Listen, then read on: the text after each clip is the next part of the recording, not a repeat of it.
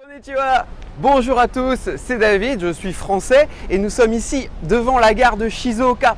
J'habite à Shizuoka depuis pas mal d'années déjà et je travaille ici, mais l'une des questions que vous pouvez vous poser, c'est est-ce facile lorsqu'on est étranger de faire ses courses à Shizuoka?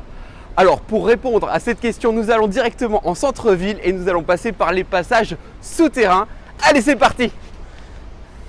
Dans les passages souterrains de Shizuoka, il y a plein de plans comme celui-ci qui nous indiquent les lieux importants de la ville. Et c'est écrit en 3 langues. C'est écrit en chinois, en coréen et surtout pour nous en anglais. Donc il n'y a vraiment pas de raison de se perdre. Allez, on y go! Il y a de nombreux panneaux d'indication avec tous les lieux importants. Et comme c'est également juste en dessous des caractères chinois-japonais, vous avez également donc en alphabet. Alors il n'y a vraiment pas de raison de se perdre, pas de souci, on continue.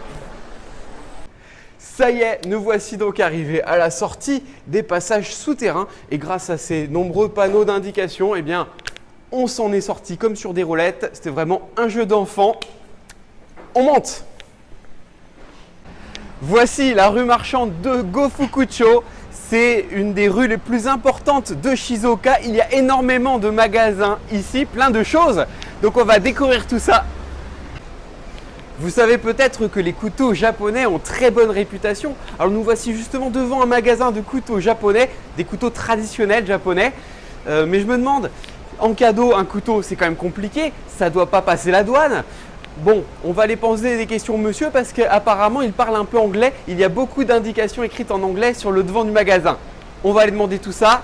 Est-ce qu'on va pouvoir acheter des couteaux japonais? Je ne sais pas. C'est parti. Konnichiwa. Bonjour. David S. Enchanté. Monsieur Numata est le propriétaire de ce magasin. Donc on va lui poser pas mal de questions, mais en anglais. Allez, c'est parti. On va d'abord lui demander quel type de couteau, à quoi ils servent ces couteaux. What kind of knife do you have here? What is it for? Yes, we have all these are for family. For family use? Okay, Yes, family all right. Family use only, all right? Yes. All right. And these are for professional. And on the top it's for professional, all right? It's longer for professional. Yes. Yes, very dangerous. It looks very dangerous. This is for raw fish. Je ne devrais pas les utiliser, ils ont l'air très dangereux là sur le haut. C'est pour les professionnels et en bas donc c'est pour l'usage domestique, les familles. Ils sont plus courts. Je veux savoir aussi qu'est-ce qu'ils coupent avec ça, qu'est-ce qu'ils vont couper. So what do you cut with it? What do you cut? Vegetables, fish, what do you cut? These are for vegetable and meat, fish, and Oh. all my team. Alright. Yeah. Donc pour les légumes, ça coupe vraiment tout, la viande, le poisson cru, vraiment tout. Très bien. Alright, thank you so much. I want to ask you another question, different question, okay? So, je voudrais savoir, est-ce que c'est possible d'avoir le tax-free, c'est-à-dire de ne pas payer la taxe, puisque lorsqu'on est touriste au Japon, on n'est pas obligé, parfois, à certains moments, on n'est pas obligé de payer la taxe. Est-ce que c'est possible aussi de ne pas avoir à payer la taxe sur la consommation? Can we do we have to pay the tax when we are foreigners, when we are tourists in Japan, Yes. or can we just buy without with the tax free? You know?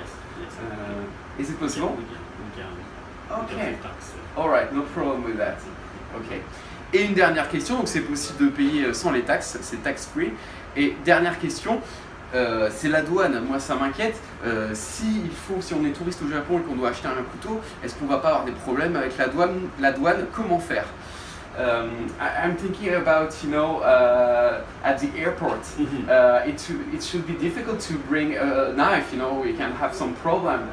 So is it possible for a foreigner Yes. to bring it with him? Yes. Okay. You can bring your country in the luggage. Oh really? Yes. In the luggage? In luggage. In the luggage. Okay, but I cannot bring it in the plane, right? Aboard the plane. Aboard the plane, no, right? No. Not. Just in the luggage. In the luggage. In luggage is okay.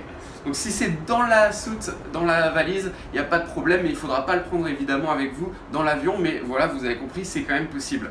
Très bien. Thank you so much. Merci beaucoup, Monsieur Numata. Thank you. Arigatou gozaimasu. Thank you so much for all your answers. Very nice. Very kind. Yeah.